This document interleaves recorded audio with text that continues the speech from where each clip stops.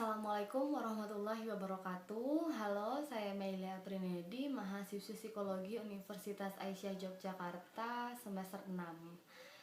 Di sini saya akan memberikan sedikit argumentasi mengenai Islam dan sains di abad pertengahan, guna memenuhi mata kuliah tugas Islam dan ITEK. Jadi memang setelah Nabi Muhammad SAW wafat, para sahabat melanjutkan kepemimpinan umat Islam membangun peradaban. Dan hasilnya umat Islam ini berhasil memimpin peradaban dunia selama lebih dari 12 abad. Beberapa kerajaan yang berhasil memimpin diantaranya ada dinasti Umayyah yang berfokus di Damaskus pada tahun 661 sampai 751 Masehi. Kemudian dinasti Umayyah yang berfokus di Cordova pada tahun 756 sampai 1031 Masehi. Ada dinasti Abbasiyah pada tahun 750 sampai 1258 Masehi. Kemudian dinasti Fatimiyah pada tahun 909 sampai 1169 Masehi. Ada dinasti Ayyubiyah pada tahun 1174 sampai 1260 Masehi. Kemudian dinasti Turki Utsmani pada tahun 1299 sampai 1924 Masehi. Dan banyak lagi kerajaan Islam yang lebih kecil di berbagai belahan dunia. Selama abad pertengahan, umat Islam telah memberikan sumbangan yang sangat besar bagi perkembangan sains dan teknologi dalam sejarah peradaban. Dan tentunya hal ini tidak lepas dari berbagai faktor.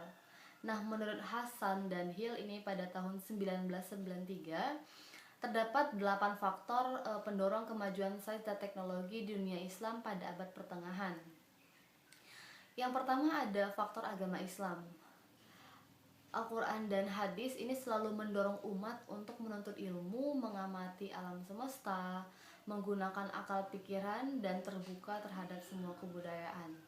Yang kedua ada faktor dukungan penguasa. Hampir semua dinasti Islam pada abad pertengahan ini juga mendukung dan memfasilitasi perkembangan sains dan teknologi. Yang ketiga ada faktor penerjemahan ke bahasa Arab. Kekuasaan Islam yang membentang dari Eropa, Asia, dan Afrika ini menyebabkan negeri ini multi etnis dan multi bahasa. Dan warisan peradaban kemudian diterjemahkan ke dalam bahasa Arab dan dikembangkan lebih hebat lagi.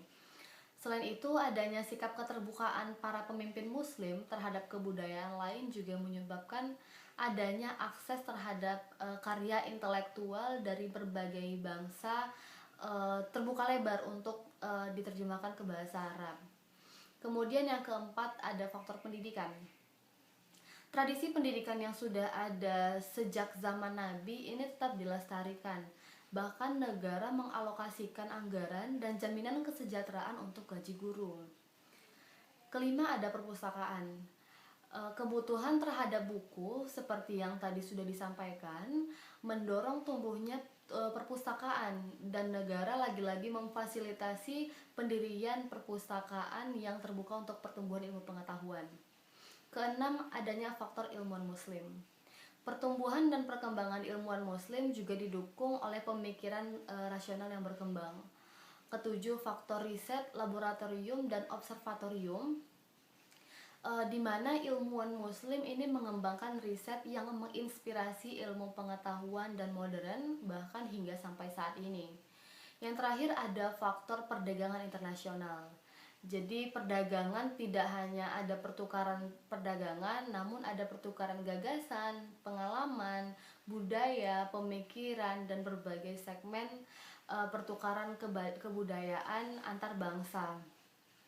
Dengan adanya kedelapan faktor ini, saya merasa sudah sewajarnya lah dan sudah sangat patut terjadinya kemajuan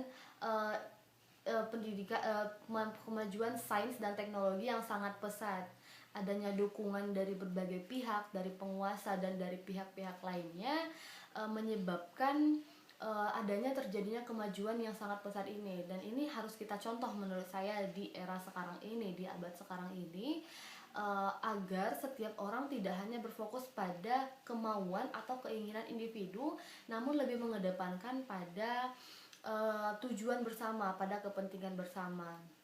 Saya rasa jika hal-hal seperti ini atau 8 faktor seperti ini tetap dilestarikan hingga saat ini, adanya penguasa dan rakyat yang saling bekerja sama mewujudkan visi dan misi, ini akan tercipta negara yang baik, negara yang maju, entah itu dari berbagai sektor, baik dari sains dan teknologi, pendidikan atau yang lainnya. Baik, sedikit argumentasi dari saya, semoga bermanfaat dan mohon maaf apabila ada kekurangan. Saya akhiri. Assalamualaikum warahmatullahi wabarakatuh.